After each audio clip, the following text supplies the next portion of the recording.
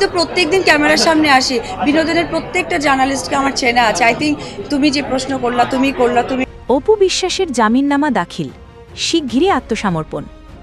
বৈষম্য বিরোধী ছাত্র আন্দোলনকে কেন্দ্র করে রাজধানীর ভাটারা থানায় করা হত্যা চেষ্টার মামলায় চিত্রনায়িকা অপু বিশ্বাস জামিননামা দাখিল করেছেন। শিগগিরই তিনি চিফ মেট্রোপলিটন ম্যাজিস্ট্রেট আদালতে আত্মসমর্পণ করে জামিন চাইবেন বলে জানিয়েছেন তার আইনজীবী। দেখেছো যে আমার খুব কাছাকাছি বসেছে। ঘটনাটা হচ্ছে যে আমার মনে ভিডিওটা কাছাকাছি সে বসেছে।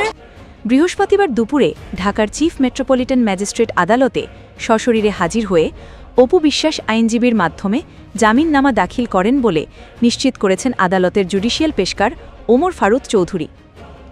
মামলার অভিযোগে বলা হয়, 2024 সালের 19 জুলাই বৈষম্য বিরোধী ছাত্র আন্দোলন চলাকালে এনামুল হক নামের এক ব্যক্তিকে হত্যাচেষ্টার ঘটনায় ভাটারা থানায় মামলা করা হয়। এতে আসামি করা হয় অপু বিশ্বাস, আসনা হাবিব ভাবনা, নুসরাত ফারিয়া, জায়েদ খান সহ আরও 17 তারকাকে।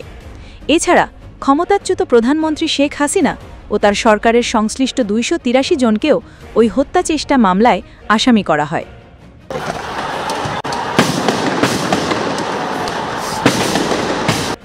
মামলায় ওই 17 অভিনেতা অভিনেত্রী বৈষম্য বিরোধী ছাত্র আন্দোলনের বিপক্ষে অবস্থান নিয়ে আওয়ামী লীগকে অর্থ জুগিয়েছেন বলে অভিযোগ আনা হয়। এই মামলায় গত 2 জুন হাইকোর্ট থেকে আগাম জামিন পান অপু বিশ্বাস। 6 সপ্তাহের জন্য তাকে জামিন দেওয়া হয়। এই সময়ের মধ্যে ঢাকার চিফ মেট্রোপলিটন ম্যাজিস্ট্রেট আদালতে জামিননামা দাখিল করতে নির্দেশ দেন হাইকোর্ট। একটা ভিডিও মনে হয় সোশ্যাল মিডিয়াতে বেশ ভাইরাল হচ্ছে, এগুলো কিন্তু আমি কখনোই দিই না। আমার বাচ্চার বাবা।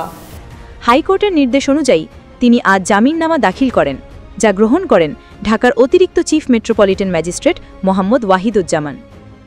এর আগে গত 18 মে এই মামলায় গ্রেফতার করা হয় চিত্রনায়িকা নুসরাত ফারিয়াকে। এই নিয়ে সারা দেশে সমালোচনার ঝড় উঠলে 20 মে জামিনে মুক্তি দেওয়া হয় তাকে। দেশ বিদেশের আপডেট নিউজ পেতে আমাদের সাথেই থাকুন। Justice television Dhaka.